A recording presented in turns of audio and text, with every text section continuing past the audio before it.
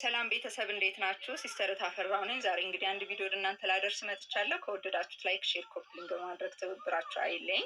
እንግዲህ ስለ ኢመርጀንሲ ነው ወይም ድንገተኛ አደጋ ህጻናቶች ምግብ ሲመገቡ የመታነቅ ነገር ቢያጋጥማቸው ምግብ በሚጫወቱበት ሰዓት መታነቅ ነገር ቢያጋጥማችሁ ምን እናደርጋለን? እንግዲህ በመጀመሪያ የምናደርገው ምንድነው? እንደዚህ አይነት ነገር ትልልቅ ነገሮችን መስጠት የለብንም። በአቅማቸው በመጠናቸው ከተፍ ከተፍ አድርገን ስጋም ቢሆን ደቀቅ አድርገን መስጠት አለብን። ፍራፍሬም ቢሆን ቆረጥ ቆረጥ አድርገን እነሱ መውሰድ በሚችሉበት መጠን አድርገን ብንሰጣቸው የተሻለ ነው። ሌላው ደግሞ ምንድነው? ህጻናቶች ጋር ይሄ ብይ ነገር ማቅረብ የለብንም። ምክንያቱም አንስተው አፋቸው ውስጥ የሚከቱት። ሌላው ምንድነው? እንደ ሃይላንድ ክዳን፣ እንደገና ደግሞ ሌላው ምንድነው? እነዚህ መጫወቻ የሚገጣጠሙ መጫወቻዎች አሉ ለልጆች ብዙ ጊዜ የምንሰጣቸው እና እነዚህን ነገሮች በሚጫወቱበት ሰዓት ቀጥታ አፋቸው ላይ በማስገባት መታነቅ ነገር ሊኖር ስለሚችል፣ ስለዚህ ይህንን ነገር እንዴት ነው ቢያጋጥምን ማድረግ ያለብን?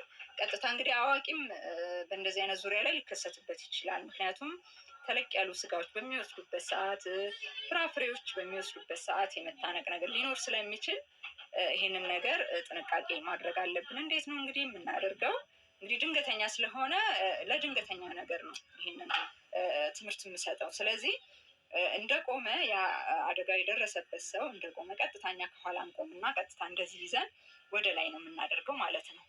ወደ ላይ እያደረግን 5 እና ከዛ በላይ እስከ 10 ባለው እንትን ላይ ወደ ላይ እየሰራን ማቆየት አለብን። በዛን ሰዓት በትውከት ምክንያት ሊወጣ ይችላል ወይም ሊገባም ይችላል ወደ ውስጥ ማለት ነው። ይሄ የተዘጋው ቱቦ ይከፈታል ማለት ነው። በዛን ሰዓት ሰውየው አረጋግተን ትሪት ማድረግ አለብን ማለት። ሌላው ደግሞ ምንድነው? ህጻናቶችን በሚከሰትባቸው ሰዓት ምንድነው የምናደርገው? እንግዲህ ህጻናቶችን እንደዚህ እናዞርና ጀርባቸውን በመያዝ ቀጥታ ይሄንን ወደኋላ እናዞርና ይሄንን ይዘን ጀርባቸውን ወደ ላይ ነው የምንመታው ማለት ነው።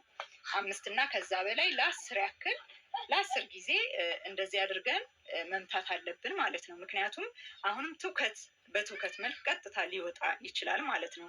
ስለዚህ አዋቂዎችንም ከኋላ በዛኛው አድርገን ምንም ማድረግ ማንችል ከሆነ ለውጥ ካጣን በዚህኛው አድርገን ጀርባቸውን አሁን በመምታት ኢመርጀንሲ ወይም ድንገተኛ አደጋውን ልንከላከል እንችላለን። እንግዲህ እንደዚህ አድርገን ምንም መፍትሄ ከሌለው ወደ አቅራቢያችን ወደሚገኝ ጤና ተቋም በመሄድ ሕክምና ማድረግ አለብን ማለት ነው። ስለዚህ ወላጆች እንደዚህ አይነት ነገሮችን ከህፃናት ማራቅ አለብን። ምክንያቱም ከተከሰተ በኋላ ሌላ ነገር ፈርዘር ሊኖር ስለሚችል ወይም ሌላ በሽታ ሊከሰትባቸው ስለሚችል በተቻለን መጠን ወላጆች ይህንን ነገር ቃቃዎችን እንዳቅማቸው የሚመገቡትን ምግብ ደግሞ አሁንም እንዳቅማቸው ማዋጥ በሚችሉበት መንገድ መስጠት ይኖርብናል።